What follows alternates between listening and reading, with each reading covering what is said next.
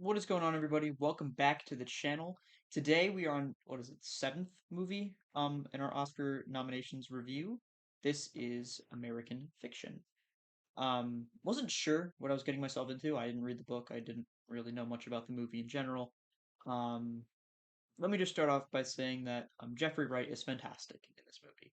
Obviously, I know him mostly from movies like The Batman and the show What If. I am a nerd, and I don't watch a lot of movies outside of nerd-like content. But I will say that he is a fantastic actor in both of those projects, and he does an amazing job here as well. This is satire at its best. I didn't go into it expecting a comedy or a satire, but there's plenty of moments where I laughed out loud because the movie's it's not even unintentionally hilarious. It's intentionally hilarious, but it's sort of like they want it to feel as if it's not a comedy, as if it's something serious. And obviously, the things that happen in Monk, the main character's life, matter. What happens in his life matters.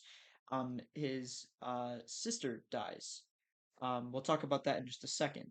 His mom has, I believe, Alzheimer's. I could be wrong, but I'm pretty sure they said Alzheimer's in the movie. And his brother is gay. No, I'm just kidding. His brother is um coming to terms with being gay. You know, um, his brother kind of lived life as a straight man for a while. And then obviously, if you're gay, you're not going to actually be able to do that for any substantial period of time. At least not healthily. Is that a word? I don't know if that's a word. That's the word I'm going to use. And so he sort of, you'll see consistently, and I believe his name, oh, what was his name? It's not coming to me. I'm so bad with names. I should really jot them down, and I might do that in future reviews, but not today. Um, I really loved how his character, the brother's character, was sort of able to consistently cause chaos for Monk. He's kind of like, oh, come on, man. Like, why are you doing this? Why are you doing that? And it just shows that Monk has so much on his plate, right? With the untimely passing of his sister, his mom having Alzheimer's, and his brother just kind of doing whatever the fuck he wants.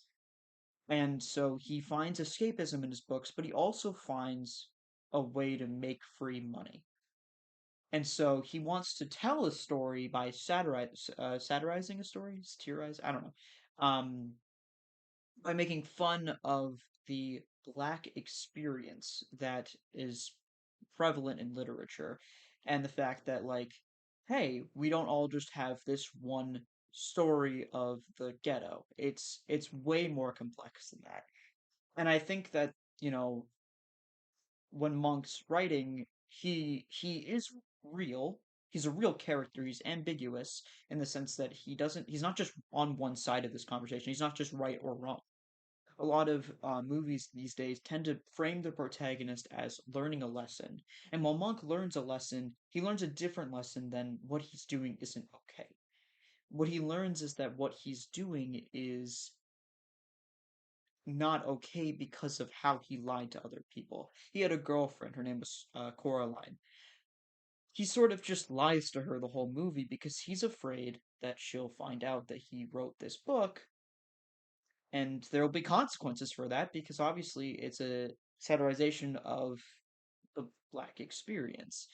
And he gets pissed off when she enjoys the book. The book's titled, by the way, the book is titled Fuck, by a pseudonym, obviously, for Monk's character, but it is literally um, written by an ex-con, or not even an ex-convict, it's a convict, wanted fugitive.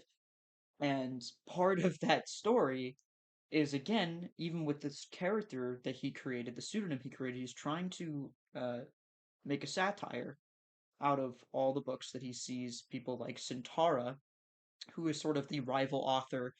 Um, he's trying to sort of make fun of even her, and so obviously they have to have tension in this movie, and so they kind of come together and they have to, along with three white people, have to sort of um, three white writers, I should say, they have to award the top 10 books of the year, I believe, is basically what happens. And I love it because fuck gets nominated, fuck wins, and the white people all nominated, and the two black people who are on the advising the judges board, I guess, don't want that to be number one. They don't even really want it to be nominated. But this is where I think the movie just doesn't work fully for me. It's not that they don't want the book to be nominated. It's more of Sintara's wrong here. She's clearly just being biased towards herself. She kind of contradicts herself. She's kind of just being an idiot in general. And she doesn't even really learn that. She doesn't even really become aware of that. And I don't know why Monka didn't just call her out and say, "You know you're making books just like this, right?" And she doesn't really react to that. She just kind of says, "No, what I'm doing is different." Literally just contradicting herself. And again, we know people like this in real life who refuse to believe they're wrong, but why doesn't Monk go in on it a little bit more? Say, you no, you're literally doing the same thing, and try to actually enact some change.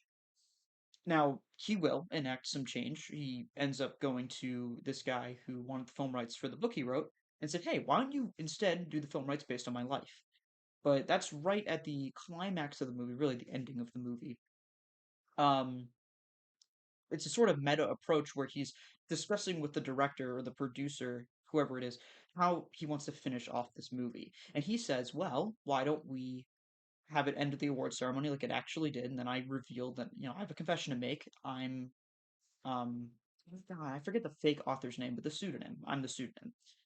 And then they're like, "Okay, well, that doesn't work. What if you went up to Coraline and then apologized to her for the way that you were?" And he's like, "Well, real Coraline is not answering my calls, so maybe this one could be more forgiving." And they're like, I still don't like that. And they just end it with he gets shot and killed by police at the award ceremony because they think that he's the pseudonym. Which, again, is just a meta way of saying, even in the movie's premise, it still doesn't end the way that it should. It doesn't end the way the writer wants it to end. It ends the way the white people want it to end. And again, this movie is not an attack on white people. I'm white. I wasn't offended by the movie.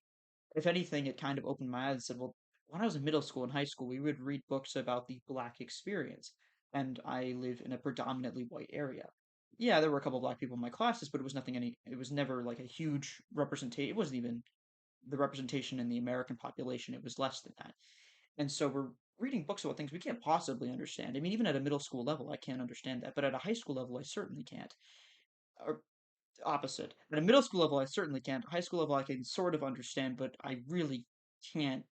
I'm never going to get the the black experience that they try to paint in these books. The best I can do is, I guess, sympathize with it. And that's all the school wants you to do. They don't want you to look too deep into it. um, they want to almost other them from the start, which I think is not good.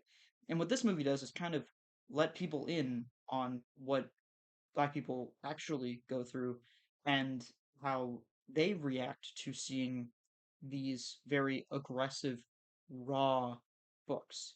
Because it happens to people. It's not like these are fiction books, but they're not based on a true story. They're based on true stories, but the issue is this all that we should ever be showing kids? Or all that we should ever be showing adults? Specifically white kids and white adults.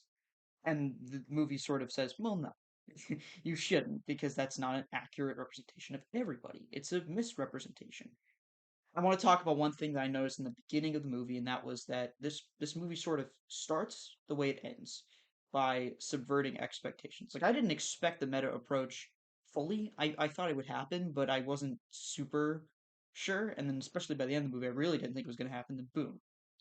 And I think that that's cool to show like, oh, he's directing the movie um in that way with this white producer, but I like it better that, like his sister looks like she's going to be a huge part of this movie. It's going to be him and her, and she's going to, she's going to be a major part of the movie, and then she abruptly dies. But it's real. Like, that's what happens. Sometimes people abruptly die. And I've never seen a movie do that so well. They always add a little bit to it, they always add something to it. But they didn't in this movie, and personally, I am just so happy that they actually like had that raw human emotion of sudden death, how that would feel. The pacing in the movie is fine. I think it felt a little bit long towards the end, but this is a 2 hour movie. Like it's pretty short overall, in my opinion.